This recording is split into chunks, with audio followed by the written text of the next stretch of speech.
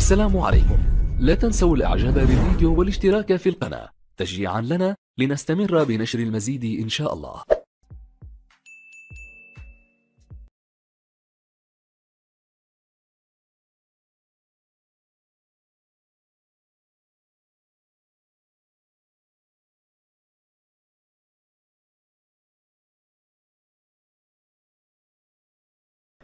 السلام عليكم ورحمة الله وبركاته. اللهم صل وسلم وبارك على سيدنا محمد وعلى آله وأصحابه أجمعين. ازيكم يا حبايبي، عاملين ايه؟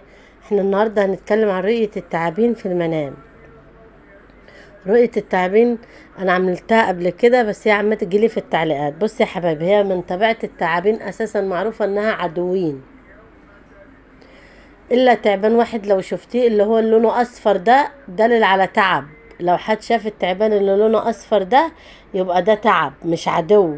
تعب تتصب شوية تعب، حد هيكون مريض يعني كده. طب لو التعبان الاصفر ده مات يبقى ربنا هيشفيك ويعفيك من هذا التعب او هذا المرض، او ان ربنا يعني هيحفظك من المرض ده لو التعبان ده الاصفر ده مات.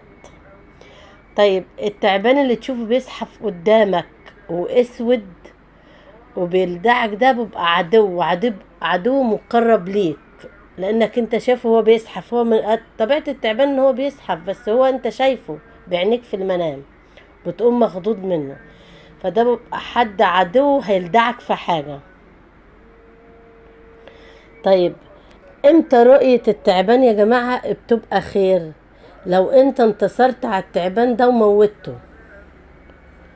والخير الاكتر اللي بيبقى جاي لك لو انت موتت التعبان يبقى انت انتصرت على العدو، وكلت من لحم التعبان ده يبقى انت كان ليك حق عند العدو ده وخدته، رزق، كان ليك فلوس، ليك حاجة وخدتها.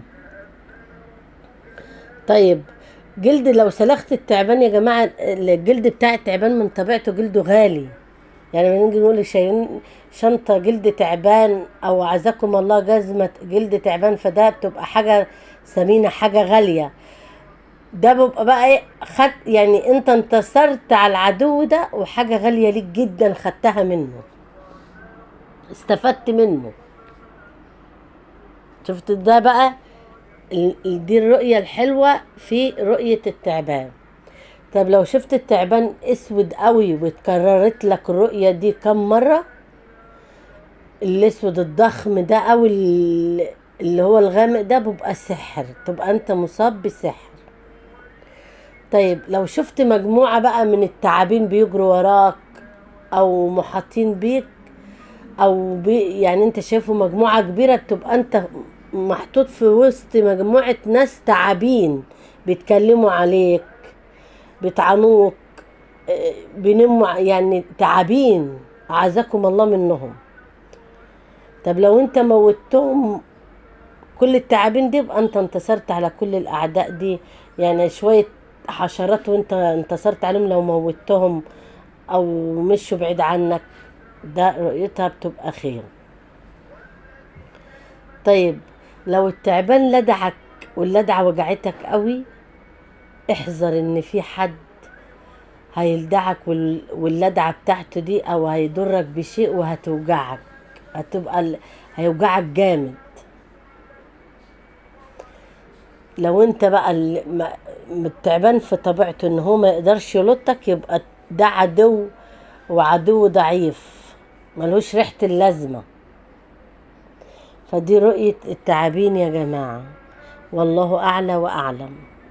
يا ريت ما تنسوناش باللايك والشير وفعلوا الجرس، واللي عنده اي استفسار او اي رؤية يخش تحت الفيديو تحت في الكومنتات يكتب لي، ان شاء الله انا هكون معاكم وهرد عليكم. وعندكم كلمة الاشتراك بالاحمر يا جماعة، ما تنسوش تشتركوا واللايك عشان يوصلكم كل فيديو جديد انا بنزله.